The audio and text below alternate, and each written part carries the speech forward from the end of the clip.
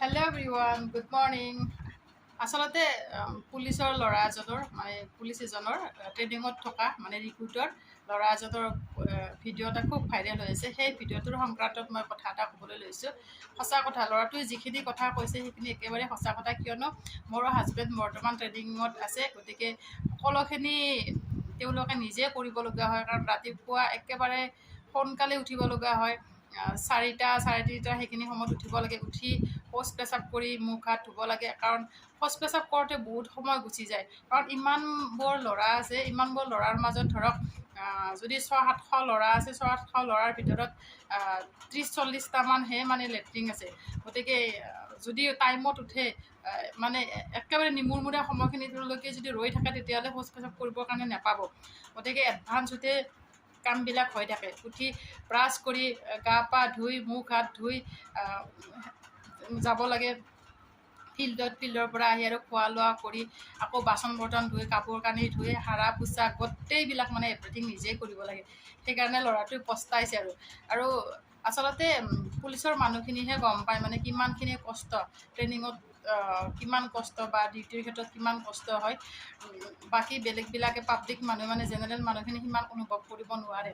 গতিকে সেইকাৰণে ল'ৰাটোৱে কৈছে। আৰু পুলিচৰ চাকৰি কৰাটো ইমান সহজ নহয়, বহুত টান হয়। তাতে যদি কাৰোবাৰ কিছুমান পাৰ্চনেল প্ৰব্লেম থাকে, তেতিয়ালৈকে আৰু বহুত টান। মানুহে কোৱাটো সহজ যে পুলিচৰ চাকৰি পাইছে, ইজি হৈছে, চাকৰি পাইছে, দৰমহা পাব, অমুক পাব তমুক পাব। আৰে যিকোনো বস্তু কষ্ট এটা কৰিলেতো ফলটো পাবই, কিন্তু বিশেষকৈ পুলিচৰ চাকৰিটো ইমান সহজ নহয়। দিন ৰাতি একাকাৰ কৰি ট্ৰেইনিঙৰ পৰা ওলাই অহাৰ পিছতো যদি ডিউটিৰ ক্ষেত্ৰত হয়, বাকী চব মানুহে হেৰি পায়, ছুটি পায়, কিন্তু পুলিচ বা ডিফেন্সৰ কি কোনো মানুহে ছুটি নাপায়। এতিয়া ধৰক কাইলৈ ঈদ, মোৰ হাজবেণ্ডে আজি আহিব নোৱাৰে, ছুটি নাই, কাৰণ তাতে 200-250 ল'ৰা আছে। গতিকে ইমানখিনি ল'ৰাকতো ছুটি দিব নোৱাৰে, গতিকে আহিব নোৱাৰে। গতিকে আজি আমাৰ পৰিয়ালটোৰ কেনেকুৱা অনুভৱ হৈছে, মোৰ ল'ৰা ছোৱালী দুটা সৰু গতিকে ল'ৰা ছোৱালী দুটাই কিমান কান্দিছে, যোৱাকালিৰ পৰা কিমান কষ্ট পাইছে সিহঁতে, বাপেকক দেখা নোপোৱাৰ বাবে বা ঈদত লগ নাপাবৰ কাৰণে তেওঁ তাতে অশান্তি কৰি আছে। গতিকে মানুহে কতো সহজ যে চাকৰিটো পাইছে। কিছুমান ক্ষেত্ৰত মই কিছুমান মানুহক লৈ কথাটো কৈছোঁ, কাৰণ সেই কথাখিনি মই আজি ক'ব লগা হৈছে। কাৰণ কৈছে বাপেকৰ চাকৰি পাইছে বা কিবা পাইছে, কিবাকৈ পাইছে, কিন্তু সেই বাপেকৰ চাকৰিটো পাই যে কিমানখিনি কষ্ট কৰিব লগা হৈছে, তেওঁ ভুক্তভোগী হৈ আছে, তেওঁহে জানিছে। কিন্তু কম মানুহৰ কাৰণে ইজি হয়। গতিকে মই ভিডিঅ'টোৰ মাজলৈ যাই ভিডিঅ'টো আপোনালোকে চাওকচোন।